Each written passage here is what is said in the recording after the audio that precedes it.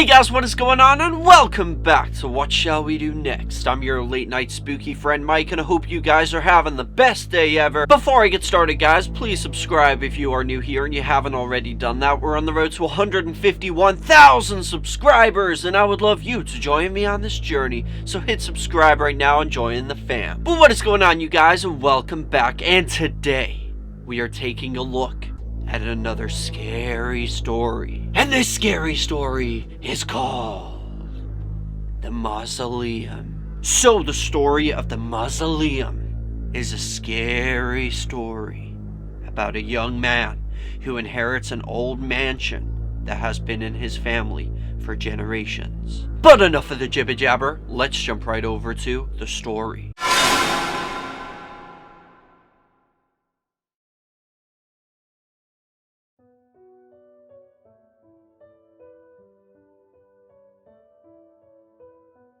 The Mausoleum. The mansion had belonged to the Eldrich family for centuries. Ambrose Eldrich had lived there alone almost most of his life.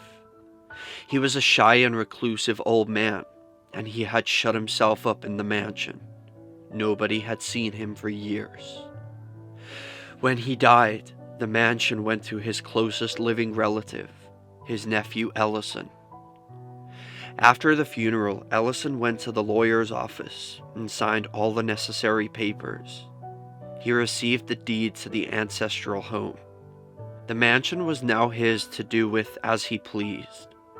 He decided that he would like to live there.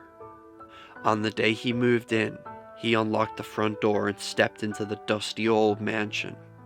It was filled with antique furniture and priceless heirlooms. He wandered through the halls, admiring the paintings of his ancestors that had adorned the walls. That night, after going through the house, Ellison took a flashlight and decided to explore the large marble structure that lay behind the house. It was the family mausoleum, and generation after generation of Eldriches had been buried there. When he entered, Ellison saw that the mausoleum contained all of his ancestors, stretching back over 400 years.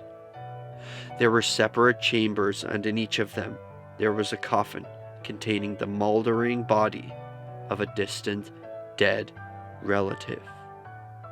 As the days passed by, Ellison found himself visiting the mausoleum again and again. It was quiet and peaceful there. He liked the idea that this was the place where he would be buried when he died. One evening, he was shocked to discover that one of the coffins had been opened. It was the coffin belonging to his uncle Ambrose.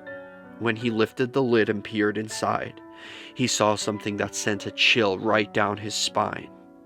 The old man's coffin had been desecrated, and his body had been mutilated. His torso had been ripped open and most of his guts were missing. Parts of his flesh had been torn away. All over his skin were the unmistakable marks of human teeth. It was almost too terrible to believe. Someone or something had been feasting on him. Ellison was horrified.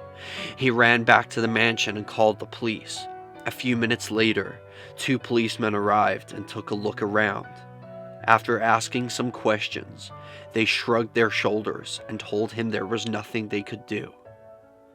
The next morning, Ellison drove into town. He went to the local hunting supply shop and bought an enormous steel trap, big enough to catch a human being.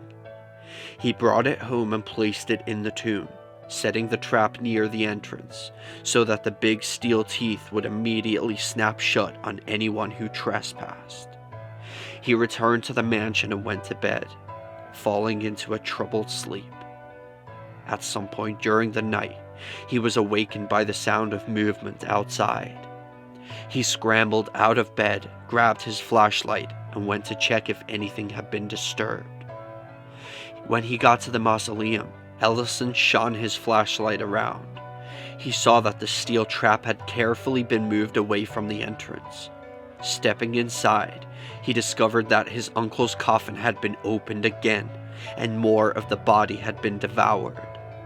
One of the eyes was missing, and the other was hanging from its socket. Most of the flesh had been stripped from the face, exposing the skull underneath. Somehow, the ghoul had gotten to the body again. Ellison immediately ran back to the mansion and called the police. He informed them about what had happened and demanded that they do something about it.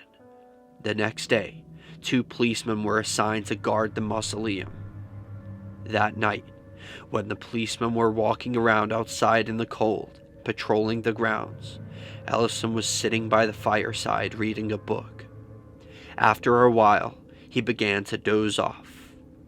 All of a sudden, he was awoken by the sound of shouting. When he opened his eyes, he found himself blinking in the glare of a flashlight. Ellison looked around. He was in the mausoleum. The police were standing at the door, shining their flashlights on him. Their faces were grim. He looked down and realized he was standing over the coffin of his uncle Ambrose. "What's going on?" he tried to say, but there was something in his mouth. Something soft and chewy.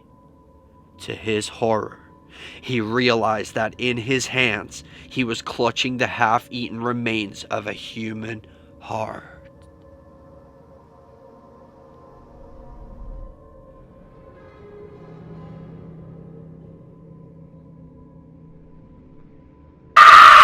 Holy f***ing shit. The hell was that? Okay, that was a pretty scary story, and I hope I got you guys with that little jump scare. So all along, this was Ellison that was eating the bodies in the mausoleum, which is just crazy. I don't know why he would do that. Do you think he was insane or something? Or maybe he thought it was someone else? Well, apparently he thought it was someone else or something else. Maybe like at night when he goes to sleep, he like sleepwalks and becomes like a freaking cannibal. Or is it still a cannibal if you eat a dead body? Yeah, I guess it is still a cannibal.